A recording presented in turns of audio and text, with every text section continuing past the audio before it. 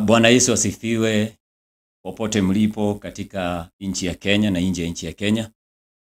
Karibuni sana kwenye juma letu la maombi la vijana, Youth Week of Prayer. Nikimshukuru Mungu sana kwa sababu ametubariki na ametupatia nafasi hii ili kwamba tuweze kukutanika pamoja kwenye platform zetu: Biblia Nuru ya Dunia, Present Truth Loud Cry Ministry, Sauti Nyikani Ministry, Biblia Msingi wa Wana Matengenezo, pamoja na Warning Voice of the Last Days Ministry. Tumeona ni vyema tuweze kukutanika kama vijana ili kwamba tuweze kuhimizana kama wana matengenezo katika maneno ya Mungu. Kumbuka ya kwamba ni mpango wa Mungu watu waweze kuamini ukweli, na kama kuna kitu ambacho tunafaa kufanya kwa haraka ni kuona ya kwamba vijana wetu wameimarika katika kweli na wako na mwelekeo mwema kulingana na maandiko matakatifu na vile ambavyo Mungu amezungumza katika roho nabii. Tuna imani ya kwamba tunaishi kipindi ambacho vijana wengi wakielekezwa vyema wanaweza kusimama kumtetea Mungu, na pia wanaweza kusimama wakiwa ni mashujaa wa imani kipindi hiki ambacho tunaishi, kipindi cha lala salama. Kwa hivyo nachukua nafasi kukukaribisha sana. Mimi ni mtumishi wa Mungu Frank Onyango, nikiwa wa mstari wa mbele kwa karibisheni nyote popote mnapotazamia. Vijana wote karibuni sana, na usisahau ya kwamba wiki hii tutaweza kuimalizia kwa pamoja katika kanisa moja la Mwiki, kanisa letu la Mwiki hapa mjini Nairobi, Sabato ijayo. Bwana atukuzwe, na endeleeni kualika vijana wengi ili kwamba tujumuika pamoja katika wiki yetu hii ya maombi na pia ya masomo na kujifundisha mambo mengi, kwa maana ndiyo kusudi la Mungu. Ningependa niweze kuchukua nafasi hii baada ya kuwakaribisha niweze kufungua rasmi kwa njia ya maombi. Hebu na tuombe. Baba na Mungu wetu, jina lako litukuzwe. Asante kwa neema ambayo umetujalia watumishi wako tuunganike pamoja na vijana katika platform zetu ili kwamba tuweze kufundisha wengi waweze kuimarika katika kweli. Tunaishi kipindi ambacho kuna msuko mwingi katika ulimwengu huu. Vijana wengi wametumika vibaya. Neema yako itutoshe wiki hii nzima, tuandae mioyo yetu kwa ajili ya ujumbe ambao uliuandaa tangia kuwekwa misingi ya dunia. Anza pamoja nasi wiki hii ya maombi. Samehea kila mmoja wetu dhambi na makosa. Utubariki na uwepo wa malaika watakatifu pamoja na roho wako. Neema yako itutoshe, kupitia jina la Yesu tumeomba. Amina. Kwa hivyo karibuni sana ili kwamba tuweze kuangalia katika Biblia. Tunapozungumzia masuala ya vijana kuna mambo mengi ya kuangalia, na nimekuwa nikiwazawaza tu ni yapi ambayo tunaweza kuzungumzia vijana wetu. Maana kuna vijana wengi sana ambao wameingia katika movement ya wana matengenezo na wengi wamekosa mwelekeo. Kwa hivyo lazima tuweze kufundisha haya mambo kwa uwazi ili kwamba wale ambao wanatusikiliza waweze kufaidika, na pia iwe ni ishara tosha kwa wote ambao wanafuatilia sehemu mbalimbali ya kwamba Biblia imetoa mwelekeo thabiti kwa kila ambaye angependa kuona nuru. Tunapoangalia mitume pamoja na manabii, tunapata ya kwamba Biblia imeweza kutaja masuala ya vijana, sio mara moja, sio mara mbili, sio mara tatu. Na ninapoangalia kitabu cha Yohana, Matendo ya Mitume sura yake ni ya 2. Kwanza, unabii ambao ni mojawapo ya unabii za siku za mwisho unazungumza kuhusu jinsi ambavyo Mungu atawatumia vijana. Ilikuwa naangalia ile andiko kabla sijasimama hapa, nikawa ninaliangalia sana pia katika vitabu vyetu vya roho nabii, nikaweza kugundua mambo mengi. Ukisoma Matendo ya Mitume sura yake ni ya 2, huyu ni Petro anazungumza kuhusiana na unabii wa nyakati za mwisho, lakini anatoa taarifa hizo ya kwamba yalikuwa yametimia kwanza kipindi ambacho mvua ya kwanza ilikuwa na mimini wa duniani. Acts chapter 2, Matendo ya Mitume 2, sikiliza maneno ya Petro. Petro anasema verse 17, Matendo ya Mitume 2 aya yake ni ya 17. Petro baada ya kumiminiwa Roho katika mada aliyoitoa ambayo ilichoma watu mioyo. Ukianza kuangalia mahubiri ya Petro ambayo ilibatiza watu 3,000. Petro alinukuu kitabu cha Yoeli na alisema maneno yafuatayo. Anzia 16. Kwanza alianza kukosoa wale viongozi wa dini, akasema, lakini jambo hili ni lile lililonenwa kwa kinywa cha nabii Yoeli. 17. Itakuwa siku za mwisho, asema Mungu, nitawamwagia watu wote roho yangu, na wana wenu na binti zenu watatabiri, na vijana wenu wataona maono, na wazee wenu wataota ndoto. Kwa hivyo maandiko hapa imetaja vijana watakuwa na sehemu yao katika kazi ya mwisho. Inaitwa the loud cry of the third angel, kilio kikuu cha malaika yule watatu.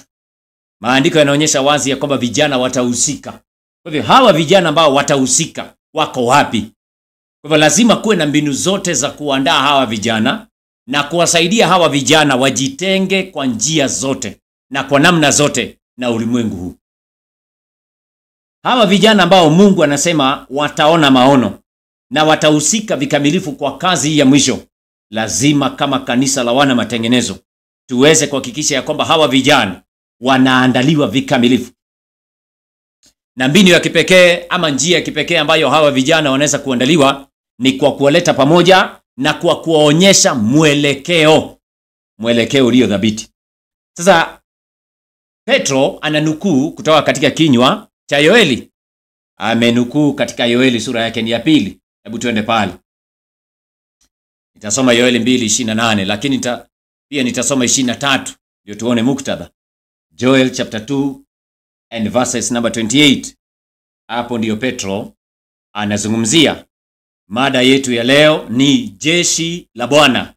Vijana wawe jeshi la Bwana, an army of the Lord. Hiyo ndio mada yetu ya kwanza siku ya leo ama day 1. Amen. Jeshi la Bwana. Amina. Hakikisha ya kwamba unaandika. Mungu anaandaa jeshi kubwa.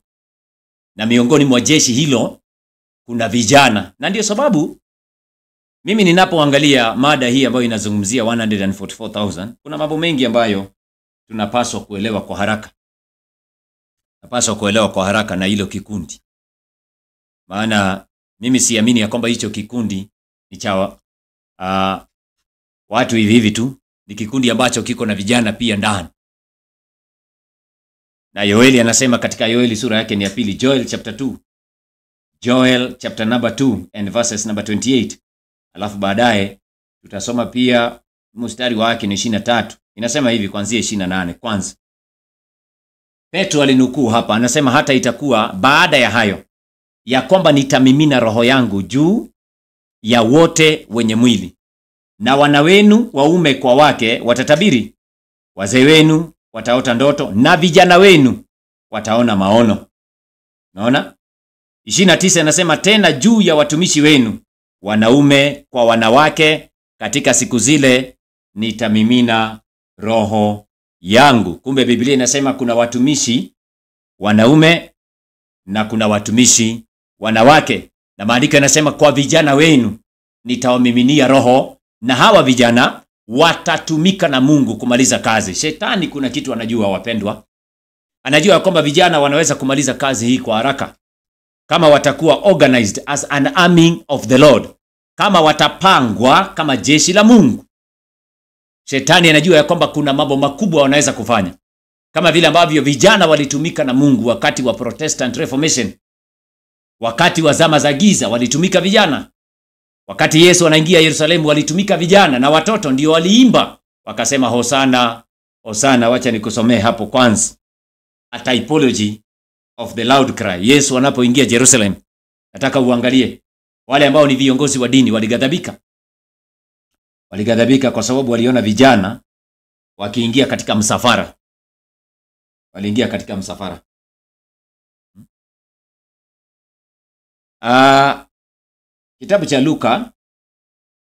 Kitabu cha Luka. Nataka nikuonyeshe kitu wale ambao ni vijana wanaonifuatilia. Ukianza kusoma, acha nitafute hilo kitabu kwa haraka. Kitabu cha Mathayo. Mathayo 21. Mathayo 21.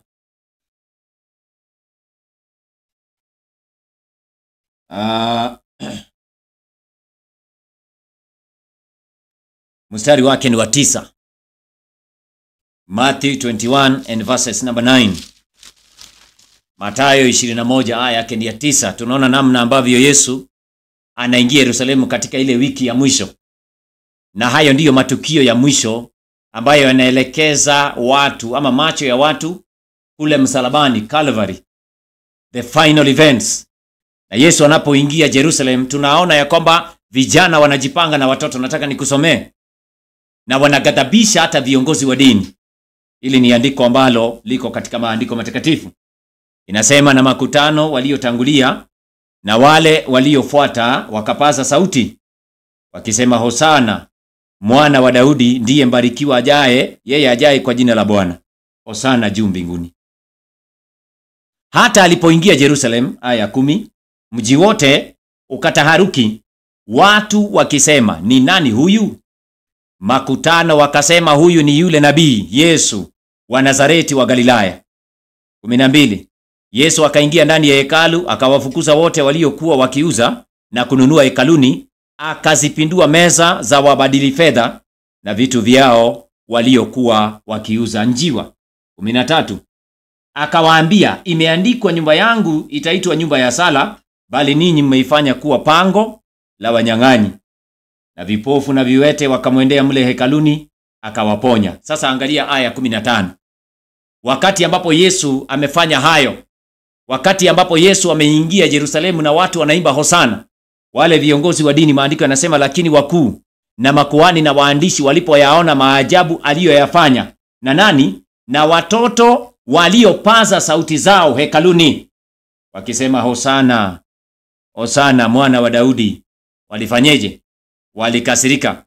Kwa hivyo kikundi hicho kilikuwa kubwa. Kulikuwepo na watoto, kulikuwepo na watu wakubwa, kulikuwepo na vijana. Maandiko yanasema sauti za watoto na wale ambao wanaitwa young men. Young men, children, ndio walikuwa wanasema Hosana, inaitwa the loud cry. Viongozi wa dini wakakasirika. Kwa hivyo tunapoanza kuangalia ndani ya maandiko, tunakuta kwamba vijana wako na sehemu yao katika Biblia, sehemu ambayo Mungu ameiweka maalum yao kuweza kutekeleza kazi ya mwisho ya Mungu. Inaitwa the loud cry of the third angel. Sasa swali linakuja, watafaulu kwa jinsi gani kuweza kushirikishwa na Mungu katika kazi hiyo? Inamaanisha ya kwamba lazima tuweze kuangalia maandiko matakatifu yanasemaje. This army of the Lord, jeshi hili la Mungu, litaandaliwa kwa njia gani? Maandiko matakatifu yanatuelekeza hili jeshi la Bwana, hawa vijana wataimarika kivipi wakati ambapo tunaishi kipindi ambacho ulimwengu wote vijana wengi wako katika uasi. Tunaishi kipindi ambacho ulimwengu, vijana walioko ulimwenguni wako na yale ambayo wanafanya. Tunaishi kipindi ambacho ulimwengu, unajua, nilikuwa naangalia juzi katika nchi ya Kenya na nchi ya Tanzania na kwingine, hii kikundi ambacho kinaitwa Gen Z. Gen Z, kikundi ambacho kimeinuka kwa mshindo. Ni kikundi ambacho kimeinuka kwa sababu ya agenda za New World Order. Ni kikundi ambacho shetani nacho naye amekuwa kikiandaa kwa sababu ya vita vya mwisho. Wakati ambapo shetani anainua kikundi chake Gen Z, wale ambao wanaungana katika protest, wakati ambapo shetani anainua kikundi chake na kuwafundisha ya kwamba lazima wapiganie haki zao, Mungu atawainua vijana ambao watafundisha dunia kinyume. Mungu atakuwa anaandaa vijana ambao anaweza kuwainua wao waweze kutangaza kweli, waweze kuwa na msimamo tofauti na misimamo iliyoko duniani. Ndio naona katika Biblia, kama kuna kitu shetani anahofia ni vijana waingie katika kazi ya Mungu na wakuwe organized na wajitenge na ulimwengu wa sasa. Maana dunia iko na mambo. Shetani anaandaa vijana katika ulimwengu. Hebu angalia mfano. Some katika kitabu cha Yohana wa kwanza. Yohana wa kwanza, Biblia inasema hivi. Yohana wa kwanza, nasoma kitabu cha 1 John. Fungua Biblia, kitabu cha 1 John. 1 John ama Yohana wa kwanza. 1 John chapter number 2 and verses number 13. Aya yake ni ya 13. Nataka tuweze kuangalia jinsi ambavyo maandiko yanavyozungumzia vijana, wale waliojitenga, wale ambao wamekubali kuingia katika kikundi cha ulimwengu mzima cha wana matengenezo. Unajua tunaishi kipindi cha ajabu katika historia ya dunia. Tunaishi kipindi cha ajabu katika historia ya dunia. Nataka nikuonyeshe kitu. Soma Yohana wa kwanza 2:13. Biblia inasema, na waandikia ninyi akina baba, kwa sababu mmejua yeye aliye tangu mwanzo. Na waandikia ninyi vijana. Ati nini? Maandiko yanasema ninawaandikia ninyi vijana kwa sababu mmemshinda yule muovu. Yohana anapoandika tayari yako na uhakika ya kwamba hao vijana ambao wako kanisani wamemshinda yule muovu. Unaona? Kwa hivyo mada yetu iko hapo kwa vijana. Anasema ya kwamba vijana mmemshinda yule muovu. Sasa Yohana alikuwa na uhakikisho ipi ya kwamba wamemshinda yule muovu? Hayo ndiyo masuala tunataka kuzungumzia. Maana Yohana aliishi kipindi cha mwisho. Kipindi cha zamani, sisi ndio tunaishi kipindi cha mwisho. Sasa alikuwa na uhakika gani ya kwamba hawa vijana wamemshinda yule muovu? Inamaanisha kuna vipengele ambavyo alikuwa naangalia. Kuna yale ambayo alikuwa anatazama. Kuna masuala ambayo alikuwa naona. Ndio naona akawa na confidence, akawa na ujasiri wa kuambia vijana walioingia katika imani, mmemshinda yule muovu. Sasa hebu tuangalie katika maandiko, maana tunazungumza na vijana wengi ambao leo wako na changamoto mbalimbali. Changamoto za kuoa, changamoto za kutafuta wapenzi, changamoto za kutafuta kazi, changamoto za kutafuta fedha, changamoto za kuitunza sabato. Vijana wengi wanapitia changamoto mbalimbali. Sasa leo itakuwaje sisi tuseme kama wana matengenezo vijana wetu wamemshinda muovu? Ilhali leo tukiangalia maisha ya vijana tunaona ya kwamba wanaishi maisha ambayo ni tofauti na maandiko. Inamaanisha ya kwamba kuna yale ambayo lazima tuwaelezee ili na wao waingie katika kikundi ambacho kinaelezewa katika Biblia ya kwamba wamemshinda yule muovu. Yohana wa kwanza hiyo 2:14. Anaendelea kusema hivi. Verses number 14. Anasema, nimewaandikia ninyi akina baba kwa sababu mmemjua yeye aliye tangu mwanzo. Si tumesoma verse 14? Sawa? 13 ndio tulisoma, 14 naendelea. Nimewaandikia ninyi vijana kwa sababu muna nguvu na neno la Mungu linakaa ndani yenu, nanyi mmemshinda yule mwovu. Kwa hivyo aya 14 ametupatia sababu ambazo ako na uhakika ya kwamba vijana waliokuwepo makanisani wakati wake walikuwa wamemshinda mwovu. Anasema jambo la kwanza, wako na nguvu. Ya kwanza hiyo. Amewaangalia akaona wako na nguvu. Jambo la pili, anasema ya kwamba kwa sababu neno la Mungu linakaa ndani yenu. Wako na nguvu. Ya kwanza hiyo. Jambo la pili, neno la Mungu linakaa ndani yao. Mambo mangapi hayo? Mambo mawili. Bwana Yesu asifiwe. Angalia hiyo andiko vizuri watu wa Mungu. Subiri. Ni vizuri watu wetu waweze kuelewa tunasemaje. Maandiko yanasema vijana waliokuwa wakati wa Yohana walikuwa na nini? Nguvu. Na jambo lingine anasema neno la Mungu linakaa ndani yao. Hayo ndiyo masuala ambayo tunazungumzia. Hayo ndiyo mambo ambayo tunayozungumzia.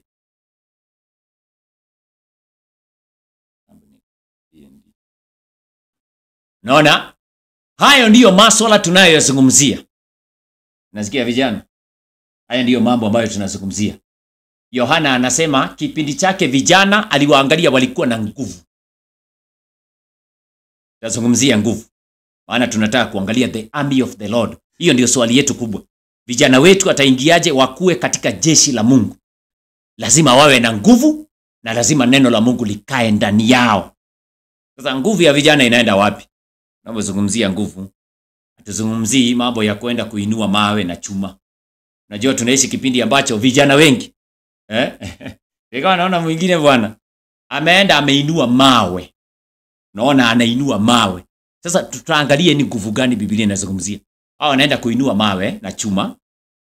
Alafu baada ya kuinua mawe na chuma, ndio vijana wanafanya leo. Wanakuwa na kiburi. Mtu anaenda anatafuta t-shirt ndogo, shati ile kola ndogo. Ukiangalia t-shirt aliyoivaa ni kama ni ya mtoto mdogo yule darasa la kwanza mara pili amelivaa yeye. Maana mwili wake uko na vichwa kila mahali, Yeye anatafuta nguvu ya nje. Wakati maandiko yanasema nguvu hii ni nguvu gani walio nayo? Vijana wako na nguvu gani? Wale ambao walikuwepo wakati wa Yona, je, ni nguvu za kwenda kuinua chuma kwenye gym? Ni nguvu hizo? Mwili ambao utaharibika? Hizi ni nguvu gani? Na ni nguvu ambazo zimeambatanishwa na neno la Mungu kukaa ndani yao. Mambo mawili. Kwa hivyo lazima tuweze kuangalia nguvu hii ambayo maandiko yanasema vijana wako nayo. Hawa vijana ambao waliishi kipindi cha Yohana katika makanisa hayo ya watakatifu, aliwaandikia maana aliona wako na nguvu. Tuende Matendo ya Mitume sura yake ni ya kwanza, nizungumzie nguvu ya kwanza. Matendo ya Mitume sura yake ni ya kwanza. Nguvu tutatoa wapi kama vijana? Kumbukeni tunazungumzia jeshi la Mungu, an army of the Lord. Vijana wetu watakuwaje katika jeshi la Mungu ili kwamba tuweze kumaliza kazi kwa pamoja? Unaona? Vijana watakuwaje na nguvu? Nguvu ya kwanza ambayo inazungumziwa katika Biblia ninaipata katika kitabu cha Matendo ya Mitume sura yake ni ya kwanza, Acts of the Apostles chapter 1 and verses number 8. Watu wa Mungu sikilizeni. An army of the Lord, jeshi la Mungu. Hii ni siku ya kwanza tunazungumzia the army of the Lord. Kwa hivyo vijana ambao wanatufuatilia kwenye mitandao, tunataka Mungu awaelekeze muingie katika jeshi lake. Tunaandaliwa. Lakini point number 1 katika Biblia, lazima vijana wawe na nguvu. Maana Yohana anasema amewaandikia vijana maana wako na nguvu. Kwa hivyo ni namna gani tutapata nguvu? Nguvu ya kwanza, acha nizungumzie ya kwanza ndio niingie katika nguvu ya pili. Maana katika Biblia nguvu iliyozungumziwa ziko nyingi. Soma Matendo ya Mitume sura yake ni ya kwanza, Acts of the Apostles chapter 1 verses number 8. Aya yake ni ya 8. Maandiko yanasemaje kuhusu nguvu? Tusome pamoja. Lakini mtapokea nguvu mkishaenda kuinua chuma na mawe na mkule ugali na mkue na... Imesema hivyo? Imesema aje vijana? Imesema nini? Mtapokea nguvu mkisha beba chuma, si ndio? Na kukula chakula nyingi, si ndio? Na kubeba mawe kwa gym, si ndio? Imesemaje? Imesemaje? Nanyi mtapokea nguvu akiisha kwa julieni juu yenu nani? Roho Mtakatifu, nanyi mtakuwa mashahidi wangu. Matendo ya Mitume imeandikwa na Luka, na hawa walikuwa pamoja na Yohana. Kwa hivyo hawa ambao wanaandika haya mambo wanajua kitu ambacho wanaandika. Yohana anaposema nimewaandikia vijana maana mko na nguvu. Mko na nguvu. Anajua vijana watapokea nguvu wakati watakubali Roho wa Mungu akae ndani yao. Na ndio na Yohana anasema hiyo katika Yohana wa kwanza hiyo 2. Unajua watu wa Mungu sikilizeni. Kuna mahala kila mmoja ametoka katika masuala ya imani. Hata mimi Mungu aliniita nikiwa kijana. Mimi sikuwa nimeoa, kwa kijana mdogo. Nguvu zangu mimi niliweka kwa kazi ya Mungu mpaka sasa. Miaka hiyo 19 sasa 20. Unaona? Lazima tuambiane ukweli kama vijana. Nguvu tutaipokea Roho wa Mungu akikaa ndani yetu. Na Yohana anasema neno la Mungu likae ndani yetu. Tuko na nguvu na Roho wa Mungu anakaa ndani yetu. Unajua sio hiyo tu nguvu inayozungumziwa katika Biblia. Acha nikuonyeshe kitu ambacho vijana wanaweza kufanya wakose nguvu ya Roho wa Mungu. yani kuonyesha. Inasema katika kitabu cha Methali.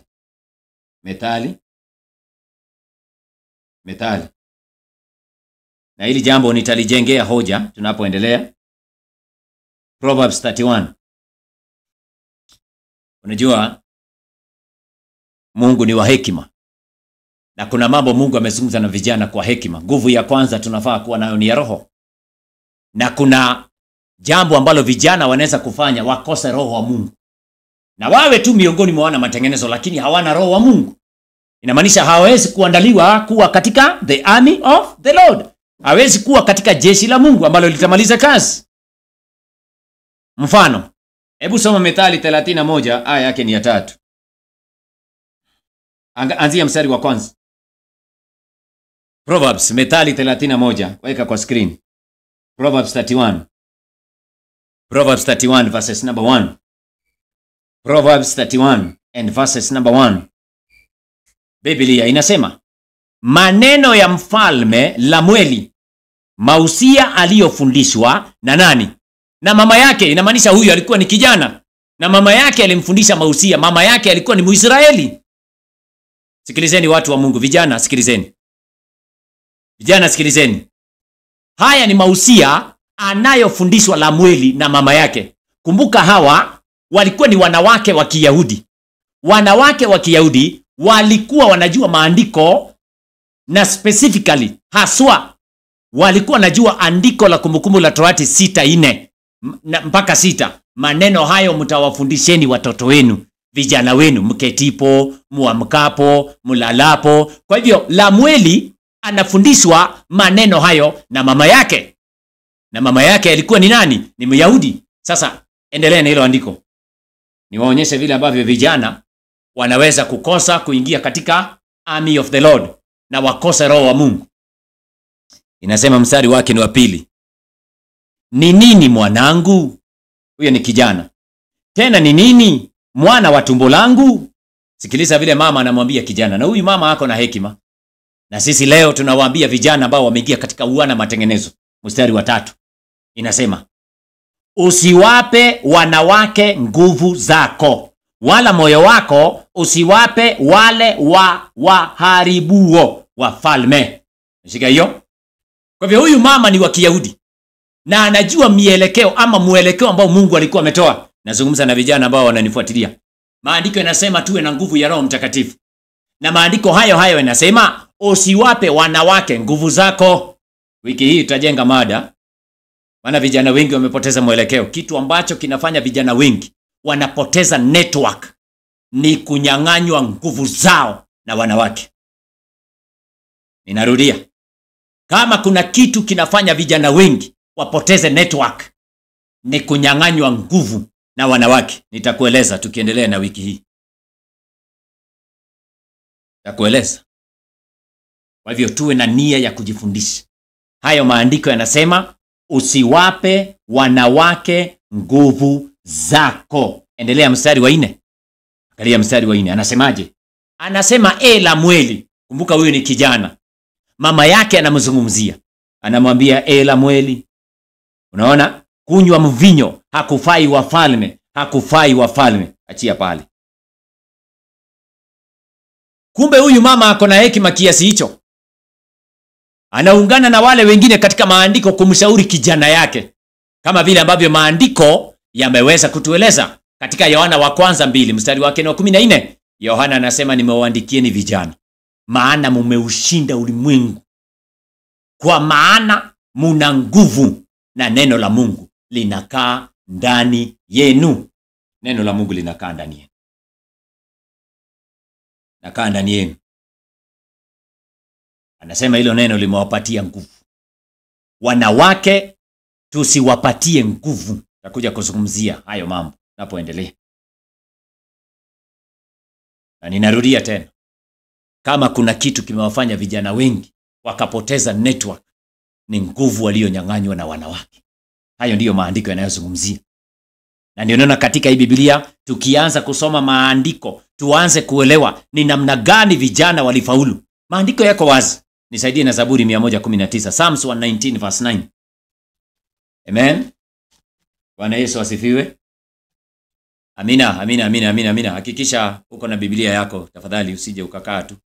Kisha uko na Biblia yako popote ulipo. Kaa vizuri hapo.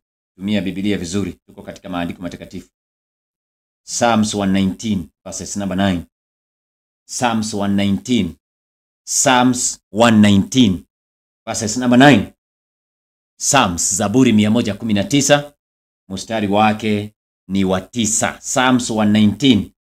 Hawa ni manabii waliotutangulia. Sikiliza vile anavyosema. Anauliza swali. Jinsi gani kijana, haongei kuhusu mzee, jinsi gani kijana aisafishe njia yake kwa kutii, akilifuata neno lako.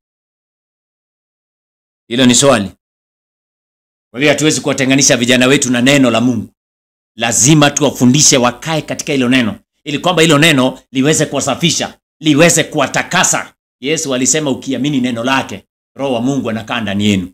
Na kupitia Roho wa Mungu tunatakaswa katika kweli. Vijana watakasike katika kweli kupitia neno. Wao unafikiria kina Danieli wangekuwa neno haikai ndani yao, si wangekuwa wa kwanza kukula hiyo manguruwe walikuwa wamewekewa?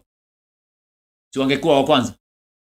Mbona hawakuwa wa kwanza kuinamia sanamu katika nchi ya ugenini, mahala ambapo mama na baba hawakuepo? Mbona wao walisimamisha kweli katika nchi ya ugenini? Nini kilifanya? Kulikuwa na miujiza gani? Miujiza ilikuwa gani? Neno la Mungu lilikolea ndani yao.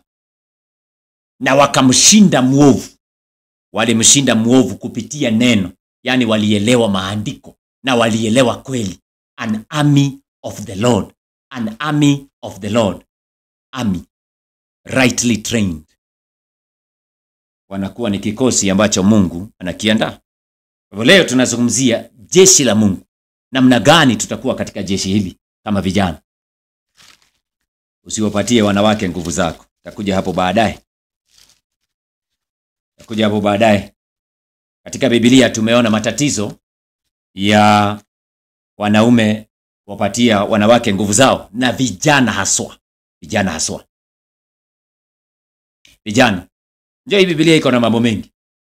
Biblia iko na mambo mengi inaandika kuhusu vijana. Mfano, hebu nisaidie kitabu cha Ezekieli 23:1. Kidogo tu nikuonyeshe kitu. Hii Biblia iko na mambo mengi. Inaandika kuhusu vijana na imewaambia mambo mengi. Imewashauri. Na ndio tunataka wana matengenezo, wale ambao wanaingia katika movement ya wana matengenezo kama vijana, waweze kujua ya kwamba Mungu anatuandaa kama vijana. Nazungumza na wale ambao hawajaoa na hawajaoleka. Vijana, the youth. Hao ndio tunazungumzia. Mimi siongei kuhusu watu ambao walioleka wakaacha ndoa zao, wameenda kujificha kwa youth group. Mimi siongei na hao. Hao tutakuja kuwapangia mambo yao kidogo. Na tuwaulize ni kwa nini alitoka kwa ndoa yake. Mimi siongei na hao. Mimi naongea na vijana wasiooa na wasiooleka. Na tunaongea na vijana ambao wako na umri mdogo, vijana wanaokusudia kuolewa na kuoleka. The young men and the women. Haya. Nafikiri tunaelewana. Lakini wiki inapoendelea tutakuwa tuna switch gear kidogo kutoa haya mashauri, maana kuna watu wengi wameachwa kwa vichaka. Mimi sisemi ya kwamba kama uko na mtoto ama watoto na wewe uko na umri mdogo wewe si kijana, sijasema hivyo. Lakini kuna ujumbe ambao nitaweza kukupatia na wewe, maana siwezi kukuweka kwa kategori hiyo. Wewe ni mtu ambaye pengine umekuwa katika ndoa.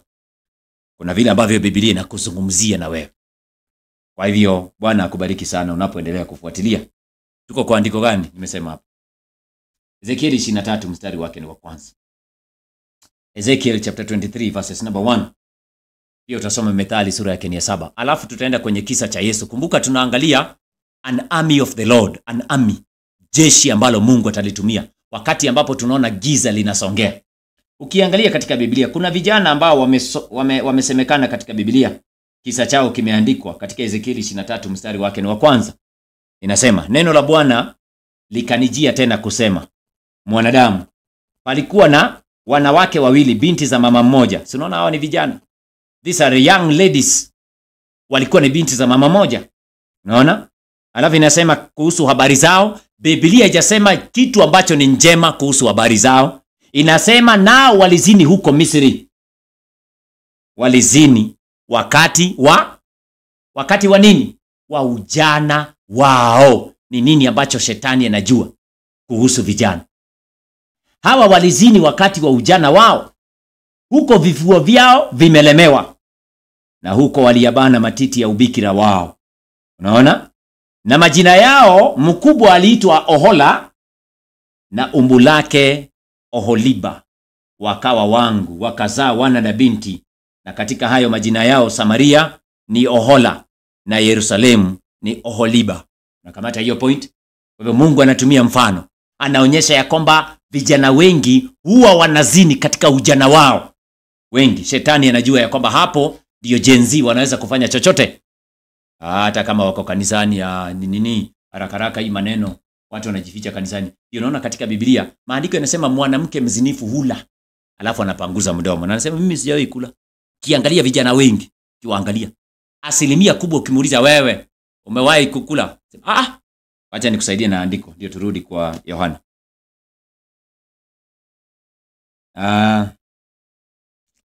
Inasema katika kitabu cha Proverbs. Inasema katika Proverbs.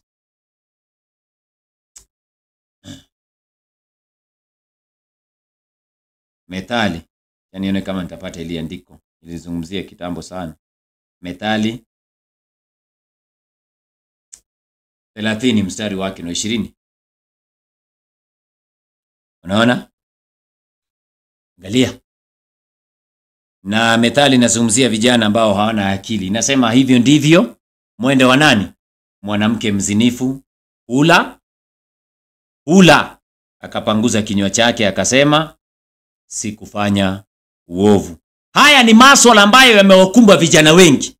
Na ndio naona katika wiki hii lazima tutoe mwelekeo. Hapa tuzungumzie kukula chapati na ugali. Biblia inasema wanakula kisirisiri, alafu wanapanguza mdomo, wakija mbele huwezi kujua. Lakini maandiko yanasema ukiwaangalia wanaonekana hawa si watu wa kawaida. Hayo ndio maandiko yanavyosema. Ndio naona Timotheo anapoandikiwa kama kijana. Sikilizeni vijana ambao mnanifuatilia. Kama kuna laana ya Mungu imekula dunia hii, ni kwa sababu vijana wamefanya mambo ambayo Mungu hajakusudia. Kwa hivyo unakuta vijana wengi wamekosa kuingia katika hatua ya pili ya utakaso. Mbingu ikaandika ya kwamba hawa they are an army of the Lord. Mbingu imekosa kuandika. Sababu wengi wamekula wakapanguza midomo yao. Nitaongea kuhusu hayo mambo na vile ambavyo Mungu anataka vijana waweze kuepuka hayo mambo na waweze kusimama imara. Ukisoma kitabu cha Timotheo wa kwanza, ni kitu gani kinaweza kuwafanya vijana wakuwe recruited na Mungu katika jeshi lake? 1 Timothy chapter 2 verses number 22. Amina. Bwana Yesu asifiwe. 2 Timothy, Timotheo wa pili sura yake ni ya 2 mstari wake ni 22. Sikilizeni watu wa Mungu tunapoendelea na mada hii. Maandiko yanasema lakini fanya nini? Lakini zikimbie tamaa za ujanani, ukatafute haki na imani na upendo na amani pamoja na wale wamuitao Bwana kwa moyo safi. Kipengele cha 3, kitu ambacho kinafanya vijana wengi wasiingie katika kuandaliwa kuwa jeshi la Mungu, ni kwa sababu point number 1, vijana wengi ambao hata wale wanaojiita wana matengenezo hawajajitenga na vijana wa ulimwengu. Ninarudia, hawajajitenga na vijana wa ulimwengu. Hawajajifundisha kujitenga na kutafuta wale wenye imani, wale ambao ni safi. Maandiko yanasema hawajajifundisha kujitenga na tamaa za ujanani. Unajua ujanani iko na tamaa nyingi. The youthful lusts ni nyingi. Ngali ile andiko vizuri nizungumzie hapo kwa kifupi kidogo. Unaona? Very. Maandiko yanasema vijana wakimbie. Unajua kukimbia? Biblia inaposema kimbieni, wengine wana crawl, wanaenda polepole. Wengine wana mark time. Wengine wanaenda polepole, na Biblia inasema kimbieni. Katika hii Biblia wale waliokimbia ni Ayubu. Hiyo maandiko yanasema Ayubu alikimbia uovu. Kukimbia. Sasa Timotheo anapoambiwa kimbia tamaa za ujanani. Hizo tamaa ni nyingi. Leo tunaishi kipindi ambacho vijana wengi wako katika mambo ya betting, mambo ya kucheza kamari. Angalia asilimia kubwa ya vijana duniani wako katika michezo, wako katika betting, tamaa za ujanani. Wanatafuta pesa kwa haraka. Na usishangae hata vijana wa kanisa utakuta nao wengine wako kwa kamari, wanacheza kamari. Wako kwa tamaa za ujanani. Unajua kamari, ukianza kutafuta mambo ya kamari, ujue ya kwamba umemuingiza shetani moyoni mwako. Anaitwa shetani ya pesa. Ndio unaona Timotheo huyu. Kidogo nikuonyeshe kitu. Tunawashauri vijana watosheke ama waridhike na waache Mungu apange maisha yao. Bwana Yesu asifiwe. Kuna tamaa nyingi za ujanani ambazo leo ziko duniani. Ya kwanza ni kutafuta pesa za haraka. Na kama kuna kitu kimemsaidia shetani kuponda vijana wengi ni hiyo. Wekelea 200 jackpot. Jackpot ni milioni 5. Wekelea 200. Wekelea hiyo game. Hiyo mchezo Manchester United inacheza na Arsenal. Wacha tuweke bet, maana kuna jackpot. Kuna jackpot. Jackpot ni ya milioni 20. Vijana wako na tamaa za ujanani. Anatafuta pesa za haraka haraka ili kwamba aweze kushinda jackpot. Na pesa anazozitafuta kwa haraka, anasahau ya kwamba Mungu hajahusika. Anasahau ya kwamba Mungu hajawahi kumwambia mambo hayo. Kwa hivyo kule kuanza kutafuta pesa za haraka haraka, unakuta kwamba vijana wanaingia katika majaribu. Wacha nikuonyeshe. Weka kamba ya Biblia hapo. Acha tufungue hii mada. Kumbuka Timotheo anaambiwa youthful lusts. Ya kwanza ni kutafuta mali na pesa ya dunia. Wanatafuta kwa haraka. Nimekutana na vijana wengi sana wakiwa kwenye michezo ya betting. Amewekelea pesa yako kanisani, lakini amewekelea game ya jioni, amewekelea Champions League, amewekelea pesa betting. Biblia inasema nini kuhusu hiyo? Ndio tamaa za ujanani. Ukisoma Timotheo mwenyewe ameandika. Si hiyo Timotheo wa ngapi ile? Wa pili. Hebu rudi wa kwanza. Tunarudi hapo hapo. Kumbuka tunaangalia an army of the Lord.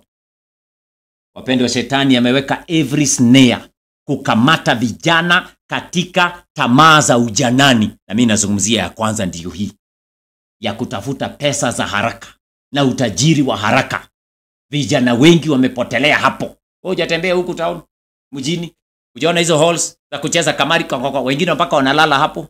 Mtu amekesha mpaka usiku, game ilisha, mchezo mpira ilisha saa 7. Amelala hapo anangorota, anangojea wengine itaanza saa 9, anaekelea pesa. Nilishanga nilipokuwa naangalia kwa YouTube. Inaitwa The Power of Gambling. Mtu ameenda fukara. Nilikuwa naangalia juzi. Mwalimu mmoja ameajiriwa shule. Na ni mtu anaheshimika, ako na suti yake, lakini yako kwa betting. Akipata mshahara shilingi zake 50,000, kama 40 zinaenda kwa betting, anawekelea. Na ameshindwa kujingatua, ameshindwa. Inataka mkono wa neema ya Mungu. Watu wapige magoti wamsaidie kuomba. Inahitaji neema ya Mungu, the grace of God. Watu kutoka katika minyororo ya giza. Sema andiko gani? Hebu angalia Timotheo wa kwanza, sura yake ni ya 6. Tunarudi hapo Timotheo wa pili, lakini wacha nionyeshe kitu pale. Kumbuka tunazungumzia tamaa za ujanani. Maandiko yanasema ni jinsi gani vijana wanaweza kusimama as an army of the Lord. Ya kwanza tumeona, ya pili, ya tatu tunaelezewa katika maandiko tukimbie tamaa za ujanani.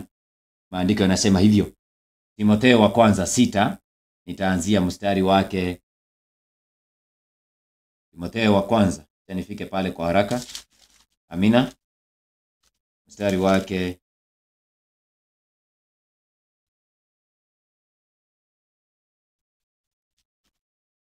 Aya. 1 Timothy chapter 6, anzia mstari wake ni wa 5. Timotheo wa kwanza 6:5. 5 inasema hivi: na majadiliano ya watu walioharibika akili zao, waliokosa kweli, huku wakidhani ya kwamba kuwa utaua ni njia ya kupata faida. walakini utaua pamoja na kuridhika ni faida kubwa. Mstari wa 7, kwa maana hatukuja na kitu duniani, tena hatuwezi kutoka na kitu. Mstari wa 8, ila tukiwa na chakula na nguo tutaridhika na vitu hivyo. Sikilizeni vijana, nyinyi ambao mnatafuta utajiri wa haraka. Asilimia kubwa ya wale ambao wako katika betting companies, wale ambao wako katika hizo vitu ni vijana. Maana wanatafuta mali ya haraka na shetani amewanasa wengi. Tunaangalia jinsi gani vijana watakuwa katika the army of the Lord. Niendelea katika mstari wake ni wa 9. Nazungumza na vijana. Mimi nimelelewa katika mtaa wa mabanda, na nimeona vijana wengi katika shughuli hizi. Inasema, lakini hao watakao kuwa na mali, wale wanaotamani mali, huanguka katika majaribu na tanzi na tamaa nyingi zisizo na maana, zenye kudhuru, ziwatosazo wanadamu katika upotevu na uharibifu. Kamata hiyo point vizuri. Kama kuna kitu shetani anajua, vijana wengi wakiondoa mawazo yao katika mambo ya kutafuta mali ya dunia kwa haraka, wanaweza kutumika na Mungu. Hiyo ni ya kwanza. Rudisha huko 2 Timothy chapter 2 verse 22. Biblia imesema hivyo.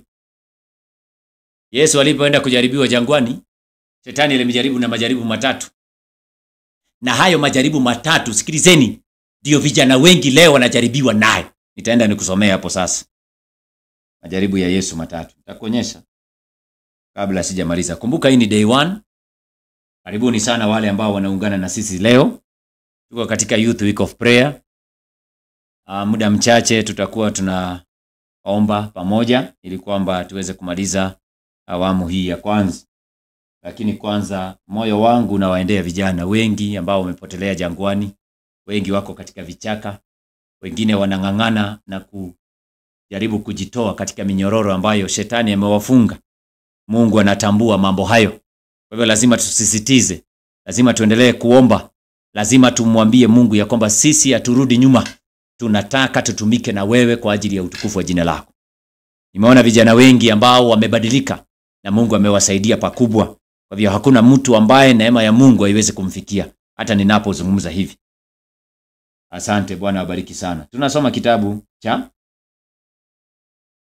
Timotheo wa pili, 2 Timothy chapter 2. Timotheo wa pili sura yake ni ya 2, mstari wake ni wa 22. Sikiliza. Timotheo anaambiwa hivi, lakini zikimbie tamaa za ujanani, ukafuate haki, righteousness, na imani. Hayo ni mambo mawili.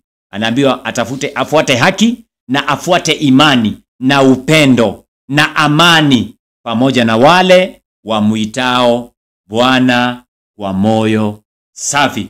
Ninakuuliza kijana ambaye unafuatilia mahubiri haya, wale ambao wewe unashinda na wao mchana kutwa ni akina nani? Wale ambao unadai ni marafiki zako kutoka asubuhi mpaka jioni ni akina nani? Katika kanisa letu moja ambalo sitalitaja, tulihubiria vijana wengi. Hawa vijana walibatizwa na ni wengi. Baada ya kuwabatiza vijana tukawa na wao. Lakini baadhi ya hao vijana, maana wengi walikuwa ni vijana ambao walikuwa wanafanya kazi kwenye stage za matatu. Sasa vijana kama watatu wakaangalia, wakaona mazingira, wakasema hapa hatutafaulu. Maana wanapoingia kwenye stage ni kujaza gari na kuitana. Saa zingine wanang'ang'ania wale ambao wanaitwa customers. Na saa zingine wanatusiana, unaona ya kwamba mwenzako amekutusi, unaweza hata mpiga. Unajikuta umesema maneno makubwa. Unasema nilibatizwa juzi. Unajirudia. Na sasa hiyo uko kwa gari. Sasa kuna vijana wawili waliniita, pastor njoo. Mimi hii kazi ambayo ninafanya naona itanipeleka mbaya. Maana kulingana na vile ambavyo nimesoma maandiko tangu nibatizwe, nimeona ya kwamba Mkristo maisha yake sio hii. Lakini pale kwa hiyo stage haiwezi kupita hata dakika moja kama mtu hajatoa matusi na wengine wanacheka. Hata mimi najipata nimetusi. Na wakati mwingine naenda kukamata customer nimweke kwa gari, mwingine anamnyang'anya ndio aweke kwa ile gari nyingine. Ninajikuta nimempiga ngumi na ananipiga, ninamgonga, alafu ninamtusi. Nikienda kwa nyumba jioni ninakaa najikumbuka nimekuwa nikitusi watu kwa stage. Sabato ikifika atakuwa kanisani, hilo jambo likawasumbua. Vijana watatu wakakuja wakasema, pastor, tuombe, hii kazi tunaiwacha. Na kusema ukweli, baada ya mwezi moja vijana walikuwa wametoka kwa hiyo kazi, wakaanza kuuza matunda. Wengine wakaenda kufanya shughuli zingine na Mungu akawafanikisha. Yaani waliangalia mazingira yao, wakaona wale ambao wanafanya na wao kazi watawavuta nyuma. Wakati mwingine Mungu anatuonyesha ya kwamba company ama wale ambao tunatembea na wao wanaweza kutuondoa katika imani. Kwa hivyo lazima tufanye maamuzi. Unaona vijana wengi leo unakuta ya kwamba mtu ni mzuri katika kanisa, unakuta ya kwamba hata maandiko anajua kidogo kidogo, unaona amerudi duniani. Mtafute. Mmoja nilikutana naye leo tukienda mjini, kwa naendesha gari, nikamwambia mke wangu, angalia yule kijana, si tulikuwa naye kanisani? Nikapiga honi, simama. Akakuja kwa dirisha, ananiangalia hivi, macho ni kama ni mlevi. Nikamuuliza, kijana, habari yako? Mzuri. Ulipotea wapi ukujani kanisani? Ati unajua hata sijui ni nini. Ananiambia kwa dirisha ya gari, hajui nini? Ni nini? Sasa mimi nikamwangalia, nikamwambia, kijana, rudi kanisani. Tutaomba, tutakusaidia. Akaniambia, sawa pastor, nitakuja hii Sabato. Hata iko maliza dakika moja. Unajua ni nani alimsalamia akipita? Pikipiki imepita, vijana kama watatu wamekaa kwa pikipiki, wamevaa design ya majangili, wakamsema, niaje Michael. Tabia mke wangu, unaona? Mke wangu akaniambia, huyo kijana kwanza ni pombe, ananuka hata pombe. Na tulikuwa na yeye kanisani. Nini kilifanya akaanza kukunywa pombe? Company, association, wale ambao anakuwa na wao. Unaona? Kwa hivyo hakuna vile ambavyo kijana anaweza kusema mimi ni mwana matengenezo, lakini anashinda kazini na watu ambao si wa imani. Wanazungumza mambo ya kidunia, wanaongea masuala ya kidunia. Unakuta vijana wameingia katika hata masuala ya uzinifu, ni kwa sababu ya vijana walio na wao. Huyo kijana mwenye alikuwa stage akaniambia, hapa bwana, unaweza kuzini kwa haraka. Maana hawa vijana wote hawa wazinzi wote tu. Akaniambia hawa vijana wanapata 300, 400, 500, 600 kila siku. Lakini wanaenda kwa bar jioni, asubuhi ana pesa na hajaoa. Wengine wameoa, hata familia zao hazina pesa, wengine wameachana na familia zao. Kwa nini? Environment. Ni wapi unafanya kazi kijana? Unashinda na akina nani? Timotheo anaambiwa tafuta amani pamoja na wale wamuitao jina la Bwana. Hicho kitu kitakufanya wewe utenganishwe na uso wa Mungu. Company. Paul akasema bad company ruins good morals. Kiswahili hajaweka mzuri Hebu nisaidie Wakorintho wa kwanza 15:32. 1 Corinthians 15 verse 33. 1 Corinthians, Wakorintho wa kwanza. Wakorintho wa kwanza. Tuko na dakika chache. Wakorintho wa kwanza 15 aya yake ni 33. Wakorintho wa kwanza. 1 Corinthians chapter 15. Bwana atukuzwe. Ningependa vijana wote ambao wanafuatilia wiki hii ya maombi, hebu angalia nukuu ambazo tunaziweka na maandiko. Hata sijaanza kusoma nukuu za roho nabii, hizo tuwezi kusoma, si lazima tusome kwa leo. Na kumbuka mada yetu ya leo inazungumzia an army of the Lord. Ndio naona maandiko haya, ukisoma kitabu hicho ambacho nimekuwekea Wakorintho wa kwanza, 1 Corinthians chapter 15. Tusome pamoja vijana. Amen. Amina. Inasema nini? Msidanganyike.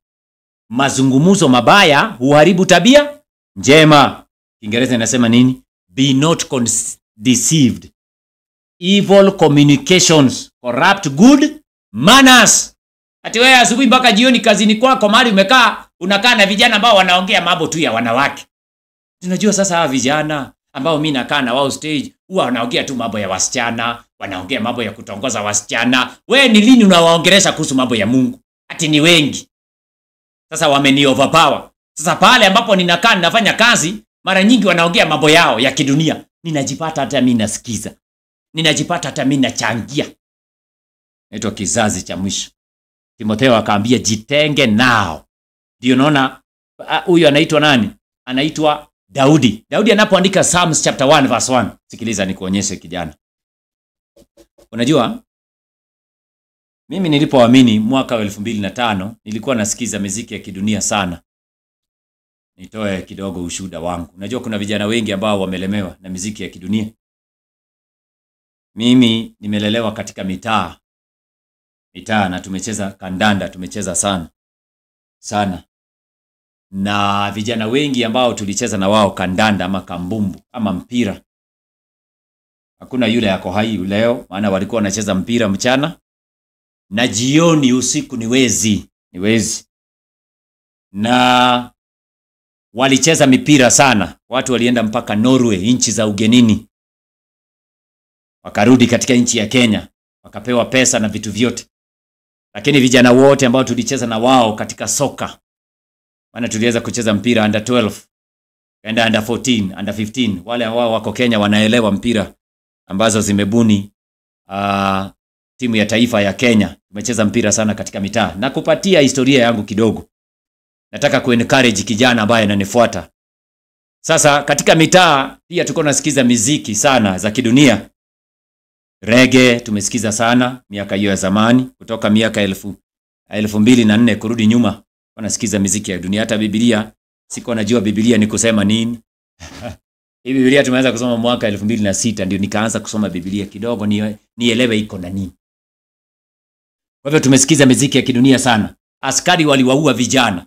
Sababu tulikuwa tunakaa pamoja na ni Mungu alitusaidia. Maana hivyo vikao vya vijana tulikuwa nakaa kama Jumapili saa 8 yote mpaka usiku saa 1 tunakaa. Walikuwa wanasema tunakaa kwenye base. Unajua base? Base ni mahali vijana wanakaa sasa wanapunga hewa. Wengine wako na manywele zinakaa kama njogoo ya grade. Watu wanakula miraa zao, wengine wanavuta sigara zao pale, lakini kuna maspika imefunguliwa, wanasikiza reggae music. Unaona? Hiyo ndio ilikuwa maisha. Sasa jioni ikifika, watu wataenda operation, na ni hawa vijana wamecheza mpira. Unaona? Lakini jioni ni wezi. Kwa hivyo asilimia kubwa ya wale vijana ambao mimi nilikuwa na wao hawako hai. Wengi ni wale ambao tulizika. Maana walikuwa wanaenda kuiba, maaskari wanawaua. Kwa hivyo waliuawa wengi. Walipigwa risasi wengi wakafa. Tamaa za ujanani ni nyingi. Watu wanaanza kuzungumza vile wengine wameng'ara, wamevaa, wako na manguo mazuri. Ukianza kufuatilia unakuta hawa ni wezi. Kumbe ni wanyang'anyi jioni, si mchana. Jioni. Tumelelewa katika mitaa ambayo watu wanapanguza risasi AK47. Na ukifungua dirisha hivi, unaangalia na usiku saa 7 unaona vijana wanapanguza risasi AK47. Wanajipanga kuenda kuiba. Na unaona yenyewe huyu ni nani? Kesho mnasikia taarifa za habari. Wezi 4 waliuawa. Unaona watatu wamerudi wanasema nani waliachwa, waliuawa. Hivyo ndio walienda wakiisha. Kwa nini sisi tuliamua kukaa katika kweli? Mungu alituvuta tukaamua kujitenga. Tulipoamua kuingia katika imani, tulianza kujitenga pole pole. Watu wakasema unajua hawa sasa siku hizi wanajifanya mapasta ndio hawa. Tulikubali majina yote. Lakini mwishowe Mungu alitupatia nguvu tukajitenga. It was a radical decision. Lazima tungejitenga na watu ambao si wa imani kama tungefaulu. Na tumefaulu. Maana neema ya Mungu ilitusaidia kwa sababu tulikubali kujitenga na vijana hao. Ingawaje leo tunawahubiria wengi. Bwana atukuzwe. Ni andiko gani nilikuwa nasema? Nasikia rafiki. Psalms chapter 1 verse 1. Napoelekea kumaliza. Psalms chapter 1 verses number 1.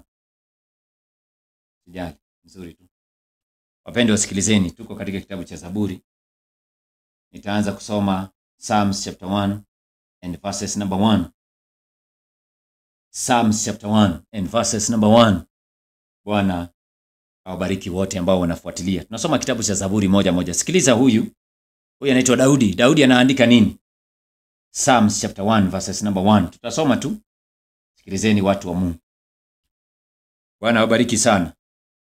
Huyu ni mwandishi. Anasema hivi: heri mtu yule asiye kwenda katika shauri la wasio haki. Kumbuka huyu anaandika mambo mengi kuhusiana na vijana.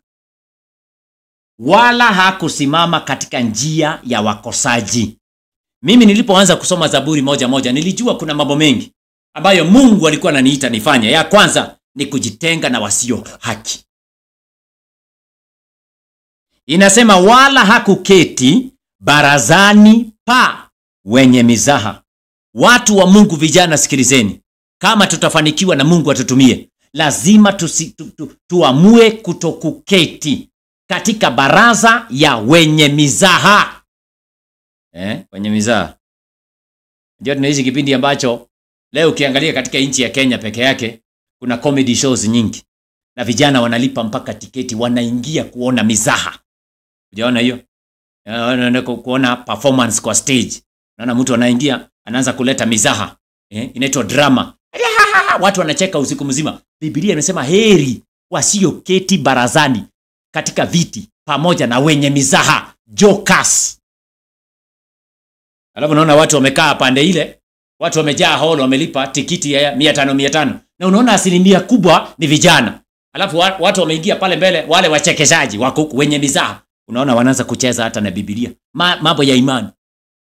Niliona mwingine hapa Kenya, sitamtaja, anachukua simu na watu wamekaa huko, vijana wamejaa. Ati anachukua simu, ati yeye ni Yesu, ati anapigia Judas simu. Ati wewe, hello Judas, uko wapi na zile pesa? Zinatakikana saa hii. Na unaona watu wanacheka. Watu wanacheka, wamelipa 500 wacheke. Mwenye mizaha anafanya mzaha na Biblia. Watu wamelipa pesa na ni vijana ndio wamejaa. Maandiko yanasema tusiketi katika viti vya wenye mizaha. Inatuondolea imani na kupenda mambo ya Mungu.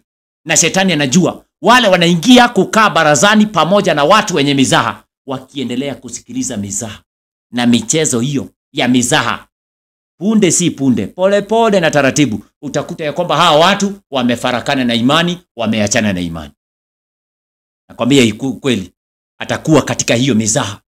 Ndio naona kama watu wa Mungu tunawashauri vijana wasiketi katika baraza na watu walio na mizaha. Mizaha inaitwa jokers. Wao ni wanawake ama wanaume. Ati ni aje manze oti. Wewe ni mtu wa church jo. Ukiangalia mwenye anaongea anakaa kama mtu ambaye shetani alimvamia usiku. Unaona? Na ni vijana. Unaona? Ukiangalia mizaha zile anatoa ni za Biblia tu. Niliwahi kuangalia kupita mahali nikakuta vijana wamejaa na shindwa huko mjini. Ni nini inaendelea hapa? Wamejaa vijana wamekaa ni kucheka. Ndio nasema mchongo wano. Huku Kenya wanaita mchongo wano. Mchongo wano yani kukejeliana. Unaona mtu anatoa kejeli, watu wanacheka. Na ukiangalia ni vijana wamekaa wanacheka. Huyu anarushia huyu na huyu. Sasa wanaangalia ni nani atarusha ile ambayo itamuudhi mwenzake. Mwisho wanakulana mangumi na walianza wakicheka. Wewe unadhania malaika wa Mungu wako hapo? Mwingine ameshatusi mwenzake. Kuna kichwa ati kwenu mko wengi, mpaka hakuna space. Mtu anaweza kulalia ngumi. Mwingine anarusha, baba yako ni mzee akijikuna huwa anatoa unga ya njogoo.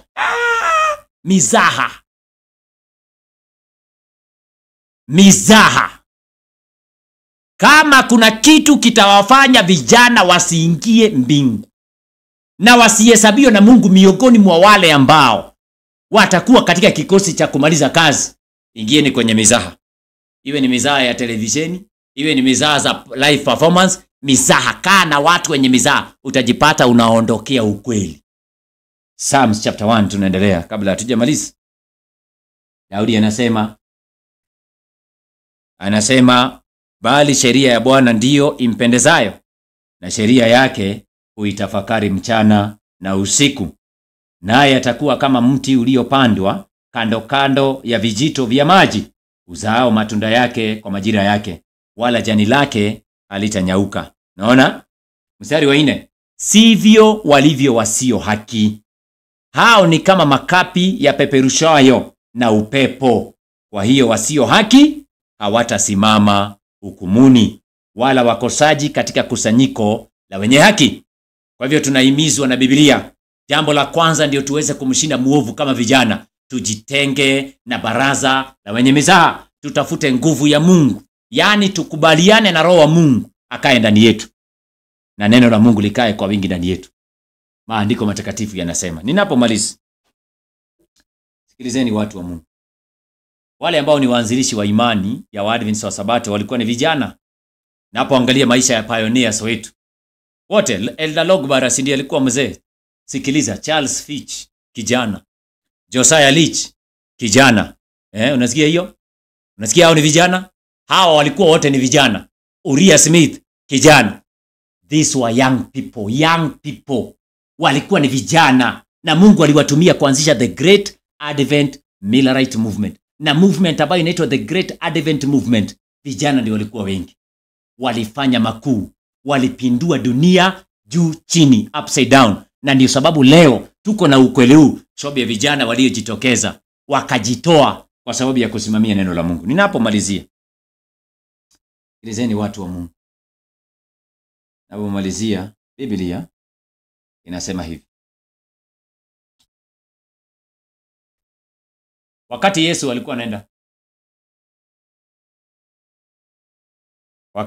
alikuwa anaenda kukamatwa Getsemani, nataka nimalizie hapo. Nazungumza na vijana, usikate tamaa. Pengine umelemewa na mambo ya kiulimwengu, usikate tamaa. Wiki hii ni wiki ya kufanya maombi, Bwana atakubariki. Na vijana wote hakikisheni tunaamka saa 9 kuomba. Asubuhi tutakuwa tunaomba saa 9, alafu siku ya Wednesday itakuwa ni siku ya kufunga. Wednesday, kuamkia siku ya Ijumaa, Wednesday sio Ijumaa, siku ya Jumanne. Siku ya Jumatano itakuwa ni kufunga, fasting kwa wale ambao wataweza. Kwa hivyo kama vijana tumekubaliana ya kwamba wiki hii tutakuwa tunaomba sana. Asubuhi tunaamka mapema, tunaomba kuanzia saa 9, alafu jioni tunakutana katika week of prayer. Na ningependa vijana ambao mnanifuatilia, tafuta vijana 5 ambao unawajua, aidha kwa kanisa lako, wale ambao wamelemewa na majaribu ya dunia. Chukua kalamu na karatasi. Sikiliza kijana, kabla sijamaliza. Chukua kitabu, sikiliza, andika majina ya vijana 5 wale utawaombea wiki hii Mungu awaimarishe katika kweli. Andika majina 5 vijana. Tunajuana kwa makanisa yote, hiyo uko nje ya Kenya, ndani ya Kenya, tafuta daftari, tafuta kalamu, andika majina ya vijana 5 wale unajua wameingia katika movement, ama wale ambao unajua wana sita wako lakini wanavutwa na dunia. Andika majina ya vijana 5 katika kitabu ambao utawaombea wiki hii nzima tukiwawakilisha mbele za Mungu. Nafikiri umenielewa. Nataka nimalize hivi. Wakati Yesu alikuwa anaenda kukamatwa Getsemane, giza ambayo tunaiangalia sasa inaingia duniani, inaitwa the Sunday Law Crisis. Na tunaangalia jinsi ambavyo vijana wanaweza kuandaliwa washinde shetani na washinde crisis ambayo inakuja. Nataka nikuonyesha ya kwamba Yesu aliwaambia waombe. Yesu aliwaambia kwamba kesheni mkaombe. Unajua Petro hakuwa kijana, lakini aliongoza timu yote. Nataka nikuonyesha ya kwamba katika timu ambayo ilimfuata Yesu kulikuwa na vijana. Na ndio sababu nataka kumaliza na jambo hili ambalo ni muhimu. Sasa Petro aliposema, mimi hata hao wote wakikuacha, mimi sitakuacha. Petro alisema kwa ujasiri sana, na wote wakamfuata vile vile wakasema, hata sisi hatutakuacha. Hebu niwekee Marko 14:29. Kama Petro angelijua maneno ya Yesu, akasema, Yesu, nitaandamana na wewe kila mahali, hata hao wakikuacha mimi nitakufuata. Mark 14:29. Hapo ndio ninamalizia, alafu tuingie katika maombi. Mark chapter 14 and verses number 29. Mark chapter 14. Labda watu wa Mungu tutafanya hivi,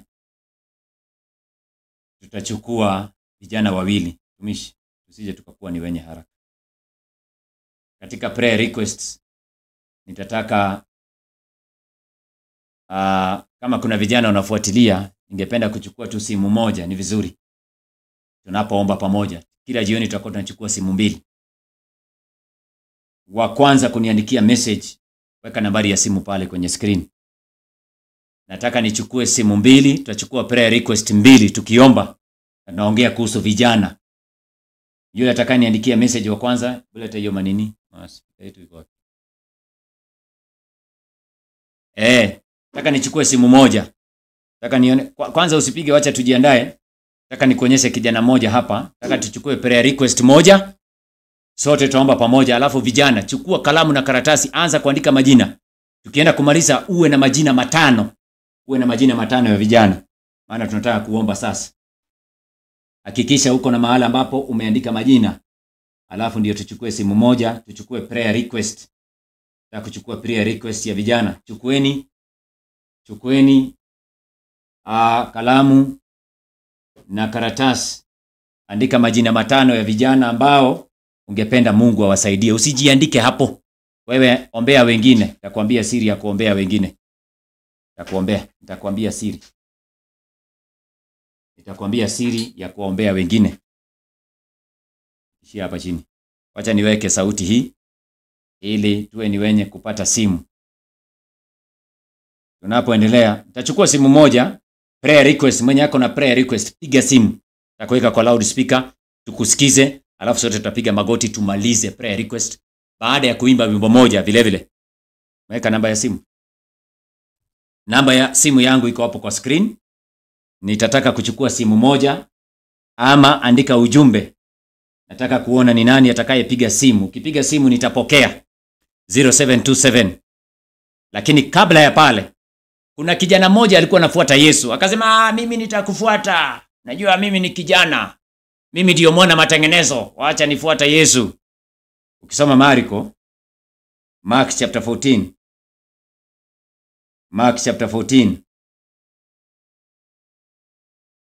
Mark chapter 14. Alafu ndio tuwe ni wenye kuomba sasa. Mark chapter number 14. Yani kupatia ile andiko. Marko 14. Alafu tutachukua simu moja kwa yule ambaye atapiga ama ujumbe nitasoma kisha tuweze kuomba. Hakikisha unaandika majina 5 kwa haraka. 5 young men waandike majina, wale ambao unaona wako na matatizo ama Mungu awaimarishe, wanakaa kunyumba katika imani. Andika majina 5. Mark chapter 14 and verses number 49. Yesu alipokamatwa akawaambia, nyinyi mbona hamjawahi kunikamata hizo siku zote? Yesu anasemaje? Kila siku nalikuwa mbele yenu hekaluni nikifundisha. Msinikamate, lakini haya yamekuwa ili maandiko yapate kutimia. Ndipo wakamuacha wakakimbia wote. Angalia. Iko wapi hiyo? Na kijana mmoja 52. Sikiliza ninapomaliza. Nani huyo? Mzee mmoja ama mama mmoja? Si huyu ni kijana? Si huyu ni kijana alikuwa miongoni mwa wale wana matengenezo. Maandiko yanasema na kijana mmoja alimfuata amejitanda mwili wake nguo ya kitani. Wakamkamata wakasema, "Na wewe kijana, si hata wewe ni mwana matengenezo? Tulikuwa tunakuona ukiweka mabox speaker huko mjini ukihubiri. Kuja hapa. Hata wewe tulikuona." Unajua vile alifanya huyo kijana baada ya kukamatwa? 52 inasema nini? Naye akaiacha ile nguo ya kitani akakimbia akiwa uchi. Sikilizeni vijana mnaonifuatilia, nyinyi ambao mnadai kuwa wana matengenezo. Tukio hili linaenda kuwapata wengi. Wengi watakimbia waende uchi. Wasahau hata Mungu wakati shida inaenda kuingia duniani. Ninawahakikishia. Kama hatutakubali ukweli wa Kristo ukae ndani yetu tubadilishwe, wengi wanaenda kusaliti imani. Piga nambari ya simu niandikie ujumbe mfupi. Kijana mmoja ambaye angependa tuombe naye jioni ya leo. Mmoja. Piga simu ndio hiyo 0727. Yule ambaye atanipigia simu wa kwanza, tunaingia katika prayer request. Nataka moja, tuombe pamoja. Hakikisha umeandika majina 5. Tutayaombea asubuhi saa 9 na hapa kwenye mkutano tutakuwa tunaombea majina 5 wiki hii yote. Tafuta majina 5 ya vijana. Andika kwa haraka, tunataka kuingia katika session ya maombi tunapomalizia. Unajua kuna wimbo moja, wimbo nambari 130, mwandishi aliimba wimbo wa ajabu tunapoingia katika kuomba. Nikiona simu tu nitakuwa ni mwenye kukata. Umeweka nambari vizuri 0727741602. Mwenye atapiga either WhatsApp call ama ikuwe ni simu ya kawaida. Nataka tuombe na mtu mmoja, kijana ambaye anasema mimi niko na prayer request, nataka mniombe. Piga simu kwa haraka, tusipoteze muda. Yule ambaye ananifuatilia, kama hakutakuepo basi nitakuwa ni mwenye kumaliza na kupatia dakika kama 3. Hiyo ni nambari ya simu iko pale kwenye screen. Piga simu tukuweke kwenye loudspeaker, useme ni nini ambacho wewe kama kijana mwana matengenezo unataka tuombe jioni ya leo. Asante. Simu imeingia ya kwanza.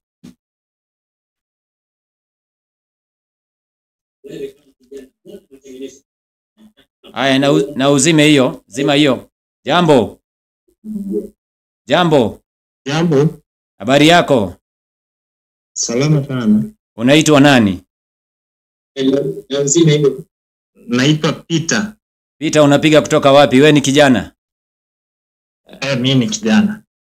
Haya, tuko katika prayer request na ningependa uweze kutaja ni nini ambacho ungependa tuombe kwa ajili yako pamoja jioni ya leo. Bwana akubariki sana. Asante, nimekuwa nikifuatilia. Naam. Ningependa tukifanya maombi tutamuombea babu yangu ambaye ni mgonjwa mguu. Naam.